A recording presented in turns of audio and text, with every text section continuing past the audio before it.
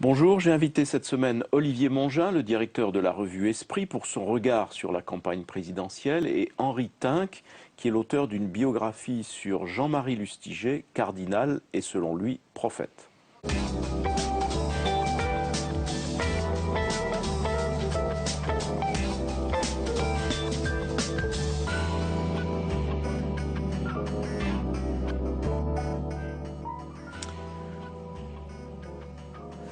Olivier Mongin, bonjour. Bonjour, Merci d'être là. c'est un plaisir. Vous dirigez la revue Esprit. Alors on dira peut-être un mot des revues, de leur place dans le paysage intellectuel et culturel français. Mais vous avez sorti au mois de février un numéro dédié à la campagne présidentielle qui était sur le thème de la France politique déboussolée, désorientée. Et dans le numéro dans lequel vous prenez la plume pour nous expliquer qu'au fond, nous sommes victimes d'un mal collectif qui est une sorte, vous appelez ça le mutisme historique. Et alors c'est paradoxal parce que quand on écoute la campagne, et notamment Nicolas Sarkozy et ses partisans, mais pas seulement, c'est sur le thème de nous vivons un moment historique. Alors c'est relié évidemment à la crise économique, à la crise de la dette, etc. Mais le mot historique revient souvent. Et vous-même, vous écrivez à l'inverse que l'histoire n'est pas là. Donc comment regardez-vous cela ? Oui, enfin, on est effectivement désorienté. D'ailleurs, c'est parce que nous sommes nous-mêmes désorientés en tant qu'intellectuels qu'on a désiré faire ce numéro. Parce que pourquoi un numéro de plus sur la campagne? Oui.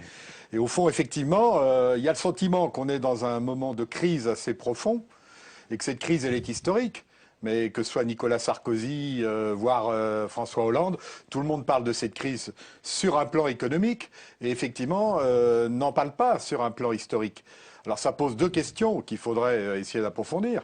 Il y a la question de l'histoire française elle-même. On a un pays, vous le savez mieux que moi, qui est un pays profondément politique, qui aime l'histoire. C'est le pays des lieux de mémoire, cher à un directeur de revue qui s'appelle Pierre Nora. C'est le pays du roman national. D'ailleurs, les lieux de mémoire se terminent sur l'idée que le roman national est un peu essoufflé. Le problème, c'est de redonner du souffle au roman national. Là, on l'a pas beaucoup entendu durant la campagne. Alors, il y a le gaulo-communisme. Les uns évoquent De Gaulle. Oui. On voit via Mélenchon revenir un petit peu Oui. le néo-communiste sympathique, pour parler comme ça. Alors, ça, c'est le problème français. C'est l'histoire française. Mais l'histoire française, aujourd'hui, c'est peut-être sa difficulté. Elle se décline dans un contexte beaucoup plus large, qui est celui de la mondialisation.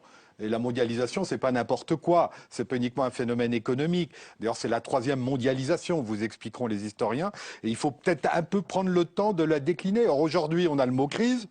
On a le mot crise historique que vous avez évoqué. Et puis mondialisation. Mais on décline rien. Or, le travail d'un politique, c'est quand même, on l'a bien vu au 19e, hein, nous, pays de la Révolution. Un politique, c'est quelqu'un qui a des notions fortes, un projet, un bilan, mais c'est aussi quelqu'un qui est capable de se situer dans l'histoire. Pour ça que tout le monde est un peu gaulliste aujourd'hui, parce qu'on avait un personnage qui était un personnage qui se situait dans l'histoire et est devenu historique. Donc on a ce problème de rapport à l'histoire qui est double, la France et la France dans le monde. Et ce problème, en effet, clé de comment se situer dans l'histoire. On va revenir sur le roman national, mais restons un moment sur la mondialisation. Il y a un sondage récent qui est paru et qui indique que pratiquement 8 Français sur 10 considèrent que la mondialisation est néfaste pour la France. Et donc, conclusion logique, 7 Français sur 10 ensuite se disent favorables au protectionnisme. Alors, évidemment, si on considère que la mondialisation est une menace, on cherche évidemment à se replier. Et dans le même temps, l'un des partis qui est le plus en tête de la dénonciation de la mondialisation, le Front de gauche, Jean-Luc Mélenchon, nous dit la France n'est pas un pays occidental, c'est un pays universel. Donc, universel, ça renvoie nécessairement à une adhésion à la mondialisation. Donc on voit bien qu'on est en pleine confusion. Il y a beaucoup de confusion mentale qui passe par des confusions de mots. Petite remarque sur la phrase de Mélenchon. Mélenchon, il est d'ailleurs comme certains gaullistes, il a l'idée tout simplement qu'il y a un modèle qui est d'ailleurs lié de la Révolution, et qui est un modèle qui est encore exportable. Oui. D'ailleurs, quelque part, il le retrouve au Venezuela, chez Chavez, et il fait l'éloge de l'État chinois. Donc il y a un modèle qui est aussi très étatiste, hein, faut pas oublier ça. Le communisme a aimé l'État. Je ferme la parenthèse sur Mélenchon. La mondialisation, pour moi, c'est la question numéro un. on n'arrête pas de décliner la mondialisation comme si ce n'était qu'un phénomène économique, ce qui fait d'ailleurs qu'on ne traduit la mondialisation qu'en termes économiques. Ça ne veut pas dire que la mondialisation n'est pas un phénomène économique. L'ouverture du marché, il faut un peu regarder à l'échelle du monde. C'est quand même nous qui avons le plus ouvert dans le marché à l'échelle européenne, ce qui est un de nos problèmes. Ce n'est pas le cas des émergents la plupart du temps, qui sont très protectionnistes. Mais d'un mot, la mondialisation, les Français pensent n'être pas dedans. Et ils n'en veulent pas parce que c'est réduit aux délocalisations. Personne ici se réjouit des délocalisations. C'est une évidence. Donc on veut revenir à un modèle industriel qui n'a plus nécessairement de sens. Encore faut-il penser. Dans la revue, il y a un article de Philippe Askenazi qui est très clair là-dessus. Il ne faut pas simplement se contenter de dire désindustrialisation. Il faut repenser un modèle industriel à l'heure des nouvelles technologies. Et ça m'amène à la remarque qui est peut-être centrale. Les Français ne veulent pas de la mondialisation. Ils sont mondialisés comme tout le monde par Internet. Car la mondialisation, c'est d'abord, on ne sera peut-être pas là, c'est d'abord un phénomène, comme l'a été la révolution industrielle, un phénomène technologique. Je ne suis pas marxiste, je n'explique pas tout par les infrastructures. Si on ne comprend pas qu'aujourd'hui, le monde virtuel qui se met en place et qui a des traductions dans le monde réel, et le monde qui est le nôtre, on ment, tout simplement. Je veux dire, s'il n'y a pas cette pédagogie minimale, alors que même la campagne nous a fait arriver à Twitter, à Facebook, on découvre sa place Tahrir, etc., on découvre tout ce monde des réseaux sociaux et on fait comme si nous, on était en dehors du jeu. C'est d'abord un phénomène technologique qui a des implications économiques et qu'il faut décliner comme tel. Ensuite, on pourrait continuer. La mondialisation, c'est un phénomène politique très profond. Ce sont les États, et la plupart du temps les États occidentaux, qui ont ouvert le marché, qui sont à l'origine. Et maintenant, on est tous à vouloir refaire de l'État, alors que c'est les États qui ont ouvert les vannes. Il faut un peu se poser des questions, parce que je pense que la question centrale aujourd'hui, qui devrait être au centre de la campagne, c'est le nouveau rôle de l'État, dans un contexte qui est complètement différent. C'est plus l'État gaulien d'hier, l'État très centralisé, etc. On voit très bien arriver le débat État-collectivité territoriale. Oui. Mais ça, c'est l'infra. Mais il y a le supra qui est aussi l'État et le monde. Mais tout ça va de pair. Le monde, il se vit à plusieurs échelles. On ne peut pas le penser uniquement par rapport à l'État central. Donc là, je m'arrête, on a une question décisive. On a un pays qui aime l'État, on a un pays qui aime le présidentialisme, on a un pays qui aime la centralité. Et on est un pays très désaccordé. Il ne s'agit pas de s'adapter. Il s'agit, avec notre roman national, avec notre culture politique, de trouver les bons aiguillages dans une mondialisation où on a bien entendu notre place. On a des atouts incroyables. Vous regardez la politique depuis de solides années. Comment expliquez-vous cette panne de pédagogie de la part des responsables politiques, toutes tendances confondues? Par exemple, sur la mondialisation sous un angle économique, personne n'explique que l'imbrication est totale. Par exemple, un Airbus qui est estampillé européen, qui s'inscrit en positif dans notre balance des paiements, il y a des pièces de tous horizons qui sont fabriquées sur un Airbus. Et c'est vrai de l'Airbus, c'est vrai de tout autre produit. Il y a des produits qui viennent de Chine, des produits qui viennent d'ici ou là, et qui sont ensuite estampillés Made in France pour être exportés, et inversement. Donc c'est cette imbrication-là, il n'y a zéro pédagogie, hormis le fait qu'il y a des délocalisations, en effet, donc on dit non aux délocalisations, et puis il n'y a pas de débat. Non, il y a très peu de pédagogie. Il y a aussi l'idée que l'économique occupe tout le terrain, alors que tout débat économique, on l'a bien vu dans le débat France-Allemagne, Merkel-Sarkozy, peut être traduit politiquement. Il y a aussi un déficit de l'énonciation politique. Ensuite, je pense qu'il y a un problème qu'on voit même avec la réforme de l'université, et donc qui a des résonances sur le plan intellectuel, c'est qu'on joue beaucoup les spécialisations. On joue beaucoup la spécialisation, c'est pas sans conséquence sur la vie intellectuelle, et on a beaucoup de mal à avoir un regard, je dirais pas global pour éviter la confusion, mais un peu général. C'est-à-dire que l'intellectuel généraliste que je suis a perdu beaucoup de terrain par rapport à des gens qui sont des spécialistes, qui vont arriver avec leur calculette, avec leur tablette, balancer des chiffres, auxquels personne ne comprend rien, ils vont se battre avec les chiffres. Et on a du mal à... Vous êtes journaliste politique aussi depuis longtemps, on a du mal à retrouver des gens qui fassent de la configuration, qui remettent dans l'histoire, qui fassent l'effort un peu de, non pas d'une chronologie, mais d'essayer d'inscrire quelque part. Alors la France a d'autant plus ce défaut que c'est un pays qui aime beaucoup l'histoire, mais qui l'aime peut-être trop. qui a cours d'histoire, justement, et qui n'est pas un pays qui valorise beaucoup la géographie, alors qu'on a une grande école géographique aujourd'hui qui voit très très bien ce qu'est la mondialisation. Aujourd'hui, il faut mettre les cartes sur la table, comme vous l'avez fait pour Airbus, et regarder ce qui se passe. Moi, je travaille surtout sur le problème d'urbanisation. À l'échelle du monde, c'est des choses qui vont extrêmement vite et qui sont passionnantes. Mais il faut prendre un peu le temps. Alors, reste qu'il y a de l'angoisse, reste qu'il y a des inégalités, reste que la mondialisation, bien entendu, a beaucoup de défauts, qu'elle creuse des inégalités. Dans tous les pays émergents, on le voit, hein, les fameuses couches moyennes partout, elles ne sont pas très nombreuses. Les creux, ils sont très, très, très forts. Donc, il y a une angoisse, mais moi, je pense qu'elle est liée à ce déficit pédagogique. Alors, on pourrait évoquer notre système d'excellence, je ne sais pas, mais moi, je pense qu'on Ça a été une tradition de la gauche, pourtant, la pédagogie. Ça remonte à Mendès. Tout à fait. À sa manière, Michel Rocard aussi. Bien sûr. Et puis, ça se perd dans les sables.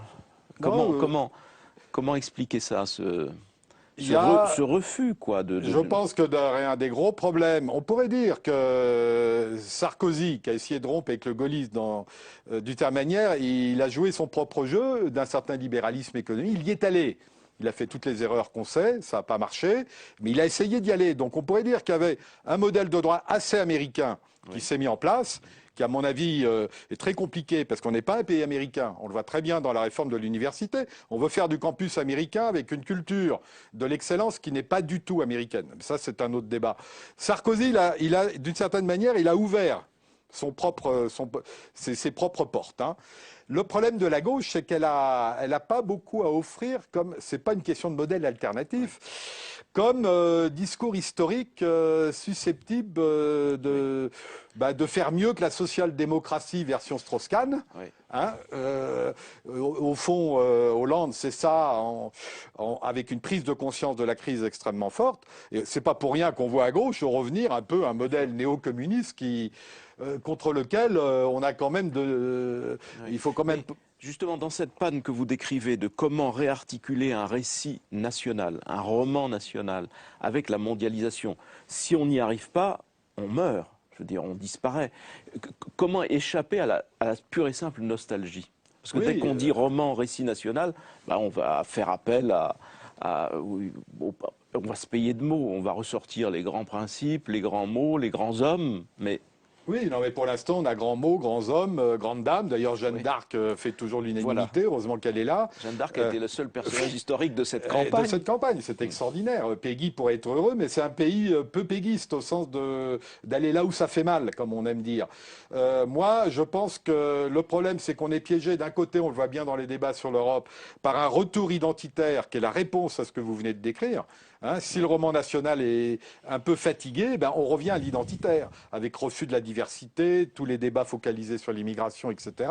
On l'a bien vu. On pensait que la campagne éviterait ça, c'est quand même revenu plusieurs reprises et pas uniquement lié à l'épisode Mera. Et de l'autre côté, on a des discours d'experts. Hein, on a des discours d'experts. Et le discours politique au sens strict est un discours très affaibli. Mais moi, je pense qu'il ne faut pas exiger ça que des politiques. C'est un problème qui touche le journalisme, c'est un problème qui touche la presse, c'est un problème qui touche la pédagogie au sens de l'espace public. Et c'est un problème qui touche la démocratie participative aussi. On n'est pas un pays qui a beaucoup appris à délibérer. Hein, est-ce qu'on s'est organisé des débats? On va critiquer la démocratie de parti telle qu'on la voit avec retour d'un certain militantisme, mais la démocratie dite délibérative, en quoi on l'a fait avancer? Bien entendu, c'est pas la démocratie médiatique, c'est pas la démocratie d'opinion. Il suffit pas de critiquer celle-ci, il faut quand même avancer sur ces terrains-là, et c'est peu fait. Donc on a un discours d'experts qui a le droit d'exister, le discours politique, qui est le discours du généraliste que moi je valorise, au sens de l'intérêt général, qui existe toujours, il est fondamental. Or, tout le monde dit « vive la République ». On est tous d'accord là. Il y a les délocalisations et « vive la République ». Mais c'est pas ça qui va animer le pays, un pays qui est effectivement plus diversifié, qui n'a jamais été homogène de toute façon. Donc, il y a un problème d'énonciation. Alors, la question qui est derrière, est-ce que le modèle qui accompagne la mondialisation, qui est un modèle quand même très marqué par les États-Unis, n'est pas un modèle qui associe le marché et ce que j'appellerais, moi, les valeurs un peu caritatives et autres. Hein, c'est pas pour rien Oui. que les évangéliques sont la question la plus importante à l'échelle du monde. Hein. Oui, Bon, absolument. il y a un toit qui s'est effondré, pas loin, Oui. à Astin, mais c'est une question centrale. C'est le rôle un peu de la, je dirais, du caritatif, du social. Les islamistes, pourquoi ils sont montés? C'est parce que ils ont pris au Caire, à Tunis, ils faisaient le rôle C'est le social que ne marché faisait corrigé plus par l'État. le marché corrigé par la Voilà, philanthropie. vous dites ça plus clairement que moi, c'est exactement. Le problème, qu'est-ce qui a disparu entre les deux? Oui, C'est le politique. oui. Donc le problème, et là, le roman national français, qui aime le politique, au lieu de faire du...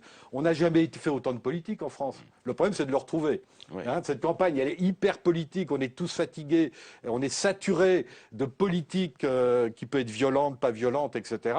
Le problème, c'est de se calmer un petit peu et d'essayer de se demander entre l'expert, entre l'économiste, etc., quel peut être à nouveau le discours politique de la société française et des hommes politiques français. Alors après, il y a tous ces débats. Est-ce que la guerre entre gauche et droite est toujours là? La guerre civile? Non, je ne crois pas. On est un pays qui doit retrouver un peu un sens politique. En tout cas, c'est notre rôle, c'est notre atout. Si on ne veut pas le faire, mais il ne s'agit pas simplement de faire de la politique, c'est autre chose. Voilà, donc pour continuer la réflexion sur tous ces terrains, donc je renvoie à la lecture de la revue Esprit que vous dirigez, donc notamment dans son numéro du mois de février consacré à cette désorientation et à tous les débats que vous venez de soulever, et puis pour le reste, les autres numéros à venir évidemment de la revue Esprit. Merci Olivier Mongin. Merci. Merci.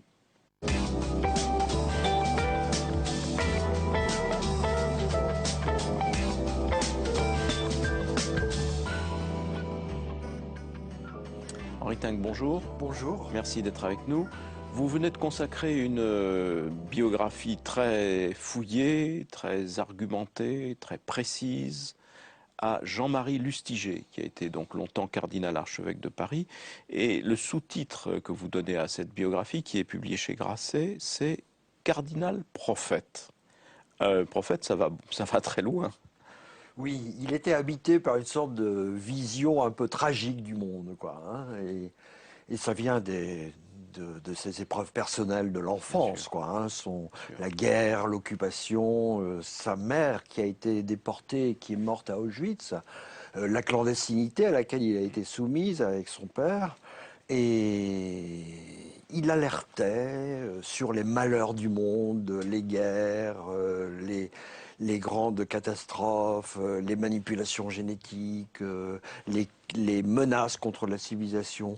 Il prophète parce que aussi il appelait les hommes à la conversion. Et à la sainteté, quoi. Hein. Et puis prophète parce qu'il était toujours obsédé par le temps. Il avait le sentiment qu'il avait des choses à dire et il fallait le dire. C'était un impatient et c'était un homme pressé. Il me disait toujours il faut vivre comme si on devait mourir dans un quart d'heure, quoi. Hein. Donc ce sentiment d'urgence dans sa mission, il le possédait à fond, quoi. Alors il est à la fois religieux, politique et intellectuel.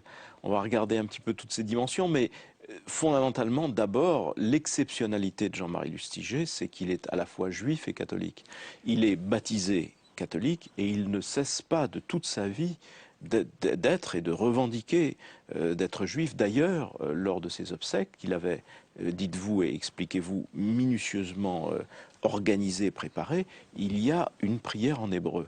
Le Kaddish, la prière des défunts dans le rite juif, une prière en hébreu, et puis on met de la terre qui vient d'Israël dans son cercueil, à l'occasion de ces obsèques qui ont lieu sur le parvis de Notre-Dame avant qu'il y ait les obsèques proprement catholiques à l'intérieur de la basilique Notre-Dame. Et alors, il est important en même temps dans l'histoire du catholicisme parce qu'il est auprès de Jean-Paul II, très proche de Jean-Paul II, et avec lui, au fond, ils sont l'un et l'autre les artisans de la grande réconciliation entre catholiques et juifs. Et il est, alors c'est un mot qui n'a plus bonne presse aujourd'hui d'ailleurs, dans les milieux de droite notamment, la repentance. Mais il est l'homme de la repentance. Avec Jean-Paul II, Jean-Marie Lustiger est l'homme de la repentance. Jean-Paul II l'a fait à l'échelle universelle. Il a demandé pardon pour tous les crimes commis dans l'histoire par l'Église catholique, et notamment la persécution des Juifs à travers l'histoire. Jean-Marie Lustiger l'a fait au plan national.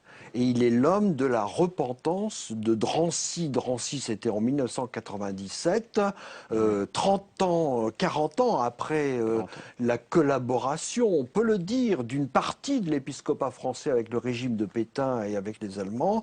Jean-Marie Lustiger a décidé, avec un certain nombre d'évêques, de faire repentance pour cette participation, enfin, de l'épiscopat à ce qui était l'innommable, quoi, au fond. Et c'était le ton du regret, le ton du repentir. Et puis surtout lui-même, se vivant comme au fond un trait d'union entre juifs et chrétiens, artisan de cette réconciliation qui fait que l'Église catholique, en tout cas les catholiques, ont été invités au-delà de la repentance, à vraiment concevoir la relation avec le monde, l'univers juif de façon différente. De toute façon différente. Il l'a écrit à plusieurs reprises. Pour lui, les chrétiens sont comme les juifs, reçoivent la promesse de Dieu faite dans l'Ancien Testament. Les chrétiens sont au même titre destinataires de cette promesse, pour peu que les chrétiens reconnaissent l'antériorité pour le peuple élu de cette promesse et la plénitude du fait juif. En quoi donc il était en parfait accord évidemment avec Jean-Paul II, dont il était l'un des prélats les plus proches. C'est aussi un politique, Jean-Marie Lustiger. Il joue un rôle politique, notamment dans les années Mitterrand. Il est aux premières loges du combat contre la réforme de l'enseignement, puisqu'il y a un projet dans les années 83-84 d'unification. Et donc il se bat pour la défense de l'école privée. Oui. Et il participe au grand défilé entre Versailles et Paris. Pas Jean-Marie Lustiger, il ne Enfin, participe pas au défilé, mais il l'a préparé. Voilà, absolument. Il aurait voulu y participer, mais bon, l'épiscopat ne voulait pas apparaître en tant que tel dans une manifestation politique. Alors, une partie de la crise scolaire du début des années 80 a été gérée dans la relation personnelle entre François Mitterrand et Jean-Marie Lustiger. Mais c'est une relation personnelle très curieuse. Les deux hommes s'entendaient bien sur le fond. Ils parlaient de l'actualité, ils parlaient des problèmes à régler, de leur agenda, mais très vite ils abordaient des questions de religion, des questions de métaphysique. Ils parlaient très vite de la guerre, des menaces contre la civilisation, de la souffrance et de la mort, du sens de la vie. Et il leur arrivait même de lire quelques passages de la Bible ensemble et de le commenter mutuellement. Et Jean-Marie Lustiger disait j'ai une relation curieuse avec François Mitterrand parce que j'ai de l'empathie pour lui, mais il m'entraîne toujours sur les questions métaphysiques et spirituelles. On sait que François Mitterrand était habité, il l'a dit lui-même, par les forces de l'esprit. C'était sa formule. Mais en même temps, il était un adversaire politique de François Mitterrand, Jean-Marie Lustiger, à la tête de l'Église. En tout cas, avec la volonté de retrouver ou de redonner à l'Église une influence politique. Exactement. Il a jeté tout son poids dans la bataille pour défendre l'enseignement libre des projets de la gauche, de réunir les deux enseignements en France. Et à cet égard, il a été récupéré par une partie de la droite, quoi, hein, qui défendait l'école libre, quoi. Hein. Mais avec Chirac, il a eu des rapports aussi compliqués politiquement parlant, parce que Chirac voulait politiser le mouvement de défense de l'école libre. Jean-Marie Lustiger a dit faisons attention, donnons les chances à la négociation d'un nouveau statut pour l'école libre. Donc les relations étaient beaucoup plus complexes avec Jacques Chirac, et il n'y avait pas cette intimité entre les deux comme il y avait entre François Mitterrand et Jean-Marie Lustiger. D'ailleurs, Jean-Marie Lustiger avait cette formule un peu cruelle. Jacques Chirac, quand il me reçoit, c'est comme un notable local qui reçoit un homme d'église. On n'a pas grand-chose à se dire. J'ai toujours l'impression qu'il va me donner une enveloppe en disant ce sera pour vos œuvres, quoi. Absolument. Et mais il y a d'autres fronts qui l'ouvrent aussi, tous les fronts qui tournent autour de la bioéthique, des recherches modernes, des cellules souches, évidemment les questions d'avortement et ainsi de suite. Où là encore, alors là pour le coup, on voit un Jean-Marie Lustiger camper sur des positions beaucoup plus traditionnalistes, même si enfin vous l'expliquez bien, il va se distinguer du pape, notamment de Jean-Paul II, sur la question du préservatif. Oui, sur la question du préservatif, il a une position de défense du préservatif qui détonne à cette époque-là, mais il est convaincu qu'il ne faut pas ajouter la faute, c'est-à-dire de risquer de donner la mort. Et pour lui, il va de soi qu'un couple dont l'un des partenaires est séropositif, il doit se protéger, quoi, hein. Donc ça détonne par rapport à tout le discours officiel de l'Église à ce moment-là, qui était non préservatif. Ouais. Il y a d'autres moyens pour prévenir le sida, et sur ce point-là, il se distingue de Jean-Paul II. Et il y a aussi un autre point qui le caractérise, c'est d'avoir essayé au fond, de dépasser, parce qu'on a l'habitude, notamment les journalistes, de catégoriser, de cataloguer. Alors il y a les progressistes dans l'Église, et puis il y a les conservateurs, il a toujours essayé, lui, d'être un peu au-delà de ce clivage-là. Est-ce qu'il y a réussi? Il a dépassé, il a en partie réussi, quoi, hein. Il a dépassé le conflit entre les traditionalistes et les progressistes, entre les conservateurs et les progressistes. Il était, disons, libéral sur le plan politique, sur le plan de la morale collective. Mais il était très conservateur et très raide sur la gestion interne de l'Église, sur les prises de position en matière de morale privée. Vous avez raison de dire que sur l'avortement, sur l'euthanasie, il avait les positions conformes traditionnelles de l'Église catholique. Il était très conservateur en matière liturgique aussi. Mais il était donc l'un et l'autre à la fois, et il a dépassé le clivage, et je crois qu'aujourd'hui ce point de vue est largement partagé par l'épiscopat et par la hiérarchie catholique en France. C'est lui qui obtient de Jean-Paul II la nomination de son successeur à Paris. Oui. Qui montre qu'il est un homme aussi de pouvoir. Oui, il est habité par l'angoisse de son héritage, et il a fait des pieds et des mains, si vous me passez l'expression, pour aller convaincre Jean-Paul II, qui à ce moment-là était à quelques semaines de sa mort, et il a été arraché à la nomination d'André XXIII à Rome, parce qu'en André XXIII, il avait confiance, c'était un homme qui a été son bras droit pendant toutes les années de son ministère de prêtre et d'évêque à Paris. Est-ce qu'il reste, si vous deviez caractériser l'héritage de Jean-Marie Lustiger aujourd'hui, hein, dans l'Église catholique d'aujourd'hui, qu'est-ce qu'il reste? Après la grande dépression des années 60-70, hein, la crise qui a suivi le Concile Vatican II avec les lefévristes, les intégristes, crise qui n'est pas complètement terminée, après la crise de mai 68, après le départ de 7 à 8 000 prêtres dans les années 70, il a redonné une place, il a restauré une image, un statut, un prestige à l'Église catholique. Contre le catastrophisme des chiffres, parce que l'Église catholique ne se porte pas bien, les chiffres des pratiquants le montrent, malgré le catastrophisme des chiffres, il a incarné une sorte d'esprit de résistance, quoi.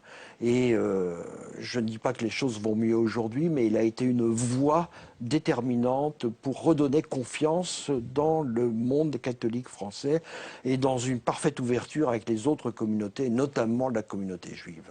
Il disait toujours « Je suis né juif », disait-il avant de mourir, « Je meurs juif, mais j'ai été catholique de confession ».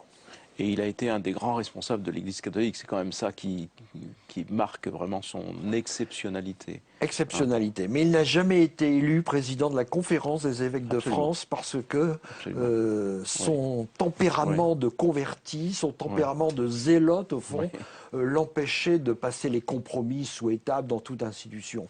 Et il avait un tempérament beaucoup trop fort. Il avait le sentiment qu'il incarnait le choix de Dieu, quoi. Il avait choisi lui-même Dieu en se convertissant à 14 ans, mais Dieu l'avait choisi. Il avait le sentiment que par son autorité, c'était Dieu qui s'adressait à travers lui. Donc il n'écoutait pas les critiques. Et il avait un tempérament très fort et très puissant. En tout cas, il suscitait des réactions de jalousie autour de lui. En tout cas, pour retrouver donc la vie et l'héritage et les réflexions de la vie qui parsème l'œuvre et la vie de Jean-Marie Lustiger, je renvoie donc à votre biographie, Henri Tinck, éditée chez Grasset. Merci. Et pour toutes celles et ceux d'entre vous qui souhaitaient retrouver les propos d'Olivier Mongin et d'Henri Tinck, vous avez naturellement rendez-vous à tout moment sur publicsena.fr.